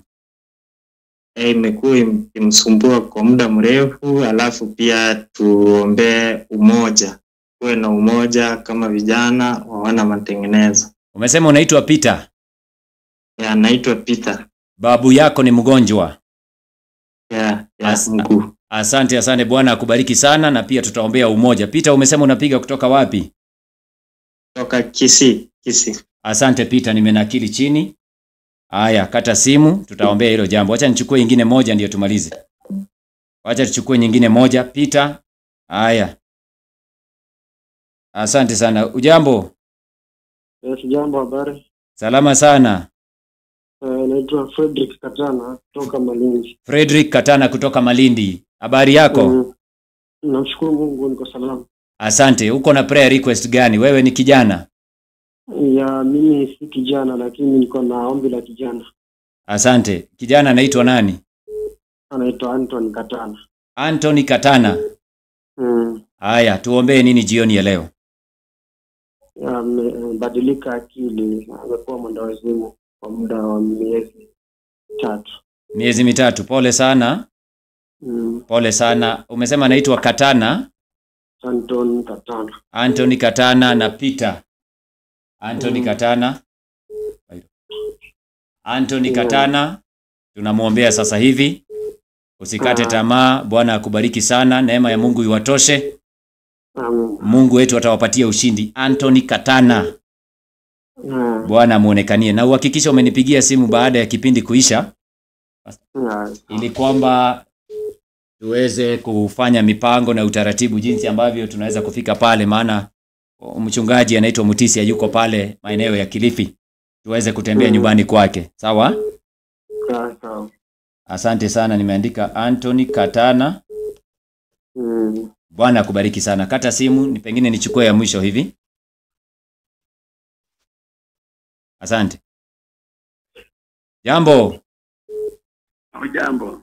Salama sana, barikiwa sana. Amina. Tuko salama. Unaitwa nani? Ninaitwa Lincoln Sababu Chaura. Chaura. Uko na ombi gani jioni ya leo? Lakini niko Tanzania huko Mbozi. Huko Mbozi. Chaura, mzee Chaura. Bwana akubariki sana. Amina. Tuombe ombi gani jioni ya leo? Ninataka mniombe mimi niimarike katika jina la Bwana. Ili niendelee kuimarika na familia yangu pia, nayo mniombe iweze kunielewa ninachowaambia. Asante mzee Chaura, nimekuelewa na nimekujua kwa mitandao. Hatujakutana lakini tutakutana. Bwana akubariki sana. Amina, tulikutana na Ndacha ndiye alikuja hapa Mbozi. Asante sana, tutawasiliana baadaye. Asante, nashukuru. Asante. Haya, hawa ni watu watatu. Nilisema ya kwamba tuchukue watu watatu na asante sana mzee, unaweza kukata simu. Acha nichukue ya mwisho. Asante. Barikiwa sana. Haya, zima sauti ya YouTube pande yako. Ujambo? Amekata. Asante sana, nafikiri tutawachia pale maana zimekuwa 3. Nitachukua moja imeandikwa hapo ujumbe. Naomba namba yako. Sawa, huyo si ujumbe. Asante, wacha tuwaombee hawa watatu. Bwana wabariki sana. Huyu ni Anthony Katana, anamuombea kijana yake Katana ambaye kichwa kimekuwa shetani amemvamia. Angependa ya kwamba tuweze kumsaidia katika maombi. Kuna Peter anaombea babu yao ni mgonjwa, na kuna mzee Chaura ambaye anaomba Mungu amsaidie pamoja na familia yake ili kwamba waimarike katika imani na familia iweze kumfahamu. Asanteni watu wa Mungu. Kuna wimbo nambari 22 tunataka kuimba kwa pamoja, song number 22 kwa pamoja, ili tupige magoti tuweze kuombea. Hakikisha umeandika majina matano ya wale ambao vijana watano. Andika kwa karatasi. Mungu atakubariki ukiwaombea wengine. Ukitaka kujua ni ukweli, soma Ayubu 42:10. Inasema Mungu alimbariki Ayubu alipowaombea wenzao. Job 42:10. Weka hiyo kwa screen. Weka kwa screen. Kuna nguvu katika kuombea wengine. Mungu atakushughulikia na wewe. Weka hiyo. Mimi nikifungua wimbo. Weka hiyo kwa haraka. Job chapter 42:10. Alafu sasa tuingie katika maombi. Bwana wabariki sana kwa wale ambao wameweza kufanya nini? Kupiga simu. Hatuchukui simu nyingine kwa sababu ya muda, lakini tutaendelea. Umeweka Job 42:10. Inasema aje? Inasema hivi, Ayubu, angalia hiyo, 42:42 verses number 10. Angalia ile andiko. Kuna nguvu kwa kuwaombea wengine. Inasema, kisha Bwana akaugeuza uteka wa Ayubu hapo alipowaombea rafiki zake. Alipoombea nani? Rafiki zake. Si kwamba alikuwa anajiombea, alibadilisha maombi ya kansa kuombea wengine. Ndio sababu pengine wewe hujawahi hata kujibiwa mpaka leo maombi yako. Toa hiyo kwa screen.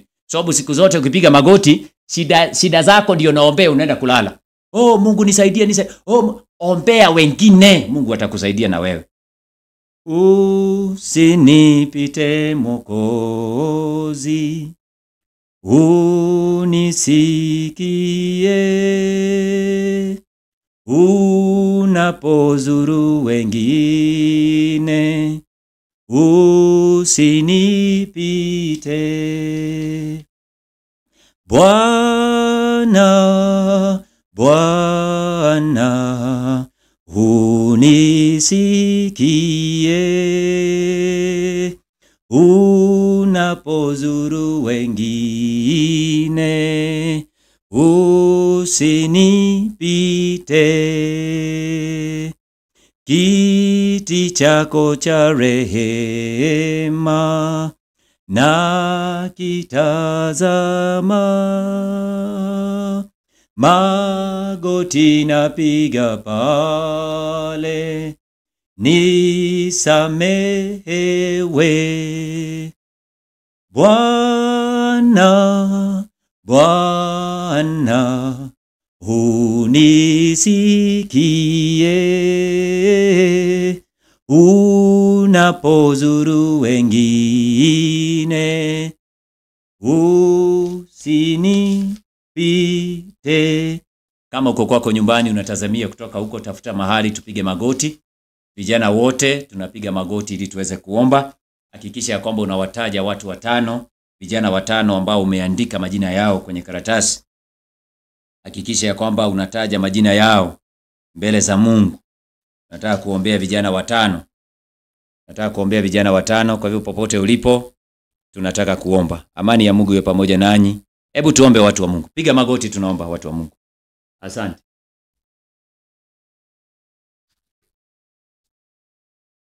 Tunaomba. Baba na Mungu wetu, jina lako litukuzwe. Baba, umetubariki na neno lako tunapoanzisha wiki hii ya maombi kwa ajili ya vijana. Sisi tusiyostahili, tusiyofaa machoni pako, tunanyenyekea miguuni pako kupitia jina la Yesu Kristo. Asante kwa sababu umetukubali kupitia jina hilo. Asante kwa sababu ya nafasi uliyotupatia ili kwamba tuunganike pamoja kwa ajili ya maombi. Jina la Bwana ni ngome, wenye haki ulikimbilia wakati wa taabu, nawe uponya nafsi zao. Ndiyo sababu tumekubali kulikimbilia jina lako jioni ya leo, tukiwa na vijana wengi nchini na nje ya nchi. Tumeungana pamoja kuomba kama wana matengenezo. Bwana utusikie. Jioni ya leo tunakushukuru kwa ajili ya kila kijana popote yalipo Mfalme. Kuna wale ambao wako na mazito, kuna wale wako na changamoto mbalimbali, kuna wale wamelemewa na dhambi, wasamehe. Kuna wale ambao wamefungwa na minyororo ya giza, Bwana uwafungulie minyororo hiyo. Kuna wale ambao wamefungwa katika giza ambazo hawazitambui, Bwana uwasaidie. Tumepiga magoti sote kwa njia ya unyenyekevu. tukiwa na imani ya kwamba Bwana unatusikia maombi yetu. Tunapokuomba hivi Bwana utusikie. Kwa njia ya kipekee, mfalme wa amani, tunaomba kwa ajili ya wale waliopiga simu kwa ajili ya maombi maalum. Tuko na mzee Chaura akiwa katika nchi ya Tanzania. Bwana umkumbuke pamoja na familia yake, jamii yake yote kwa ujumla. Wasaidie mfalme wa amani, waweze kujua ukweli na pia waweze kukita mizizi katika kweli, waweze kumuelewa mzee. Ndilo ombi lake. Saidia hata vijana wake katika wiki hii ya maombi, kusiwe na yote atakayepotea. Usimruhusu shetani akateka familia hiyo. Neema yako imtoshe. Tunamkumbuka mzee Peter ambaye anamuombea kijana babu yao ambao ni mgonjwa. Baba, kumbuka familia hiyo. Ni ombi la kipekee ambalo limetolewa jioni ya leo. Neema yako itutoshe. Jalia babu hiyo neema ili kwamba aweze kurejesha afya yake. Jina lako litukuzwe. Tunapolita jina lako Bwana, umesema ya kwamba utatenda makuu. Ndiyo sababu tumekuja kwa njia ya imani, tukiwa na imani ya kwamba unatusikia. Kwa niaba ya familia hiyo nzima, mazito walio nayo Bwana ukayapunguze, ukawasaidie Bwana kusimama katika kweli. Wasaidie, tuma malaika watakatifu wamhudumie. Neema yako iwatoshe. Tuko na mzee anaitwa Anthony, amepiga simu kwa huruma nyingi. Baba, ameweza kuzungumza kuhusu kijana yake Katana ambaye amevamiwa na mapepo na akili yake imeweza kuruka. Tunajua ya kwamba ulifanya miujiza ulipokuwa duniani. Ulifanya mambo makubwa na ulifanya makuu, uliwaponya wengi. Hata waliovamiwa na mapepo Bwana waliweza kupona na mapepo yaliweza kutoka kwa njia ya kustaajabisha. Jioni ya leo tunatangaza kwa jina la Yesu Kristo, tetemesha ngome zote za giza. Ukamfukuze shetani kwa njia ya imani ili kwamba mapepo wamwachilie huru. Sema neno jioni ya leo kwa ajili ya Katana. Usimwache kijana huyo ateseke. Waonee huruma familia yake katika mateso yao yote katika nchi ya Misri. Bwana umesema ulikuwepo pamoja na wao katika Isaya 63 aya 9. Na Bwana uliwakomboa kwa mkono wako wenye nguvu. Ndio sababu jioni ya leo tunamwombea Katana vile vile. Tunajua ya kwamba katika mateso yake yote uko pamoja naye na ya kwamba hauwezi kumwachilia shetani akaweza kumtesa mpaka mwisho. Ndio sababu katika juma hili la maombi tumetangaza ushindi kwa jina lako. Wafunika kwa damu ya Yesu Kristo. Tunaombea kila kijana aliyeandika listi ya vijana 5. Wanapoendelea kuwaombea kila mmoja, tenda muujiza katika maisha ya kila mmoja atakayetajwa. Baba utusikie. Neema yako itutoshe. Endelea kutusaidia kama vijana, tuweze kusikiliza sauti yako, tuweze kujitenga na ulimwengu huu ulio na giza na dhambi. Tukumbushe kuomba asubuhi mapema. Tukumbushe kuendelea kuwataja wenzetu kama Ayubu, ulimtimizia mahitaji yake mwenyewe alipowaombea wenzake, na tuna imani ya kwamba baada ya wiki hii utakuwepo na miujiza za ajabu na kutakuwepo pia na ushuhuda ya kwamba Bwana ametenda. Asante kwa kuwa umetusikia. Usiku huu tunaenda kupumzika. Ni siku ya kwanza ya wiki hii ya maombi ya vijana.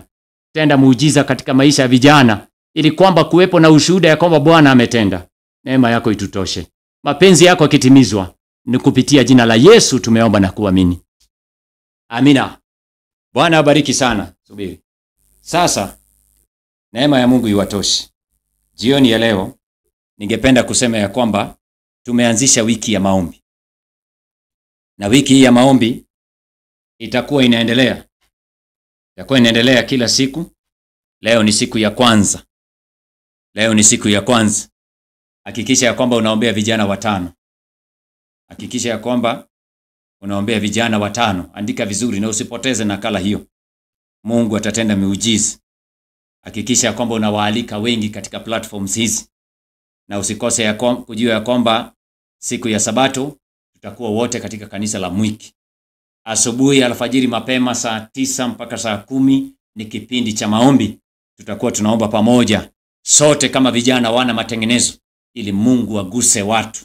Mungu afanye mabadiliko katika mioyo yetu ili Bwana ajitukuze kwa njia ya kipekee na vijana wengi waweze kuamini na kujitoa kwa ajili ya kazi ya Mungu. Amani ya Mungu iwe pamoja nanyi. Asanteni kwa kuwa pamoja nasi jioni ya leo. Tukutaneni kesho tena. Niandikieni ujumbe mfupi wale ambao wangependa tujumuishe maombi yao kesho andika ujumbe mfupi katika nambari hiyo ya WhatsApp. Tutajumuisha katika maombi ya kesho. Nina imani ya kwamba wiki hii itakapomalizika, Mungu atatenda muujiza. Neema ya Mungu iwe pamoja nanyi usiku huu. Amani ya Mungu iwe pamoja nanyi. Usikose kulike, subscribe na pia unashare na watu ili kwamba video hizi ziweze kuwafikia wengi. Bwana awabariki sana usiku huu. Neema ya Mungu iwatoshe. Amani ya Mungu iwe pamoja nasi. Asante, tukutaneni kesho saa 1:30 kwenye siku ya pili